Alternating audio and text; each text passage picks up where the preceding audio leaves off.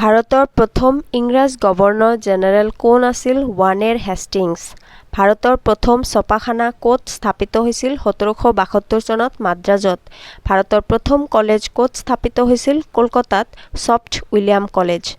ভাৰতৰ প্ৰথম মেডিকেল কলেজৰ নাম কি? বেংগল মেডিকেল কলেজ, 1835 খ্ৰীষ্টাব্দত।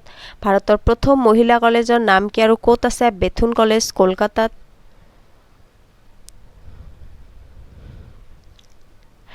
ভাৰতৰ প্ৰথম কৃত্ৰিম উপগ্ৰহৰ নাম কি? আৰ্যভট্ট। ভাৰতৰ প্ৰথম ডাকঘৰ ক'ত স্থাপিত হৈছিল? কলকাতাত, 1854 চনত। ভাৰতৰ প্ৰথম দূৰদৰ্শন কেন্দ্ৰ ক'ত আছিল? দিল্লীত।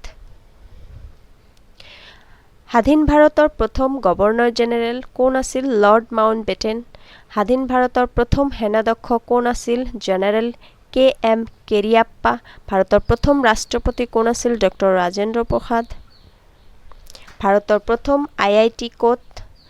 খড়গপুৰ, পশ্চিম বংগ। ভাৰতৰ প্ৰথম মহিলা IPS বিষয়া কোন আছিল? কিৰণ বেদী। ভাৰতৰ প্ৰথম মহিলা ৰাষ্ট্ৰপতি কোন আছিল? প্ৰতিভা সিং পাটিল।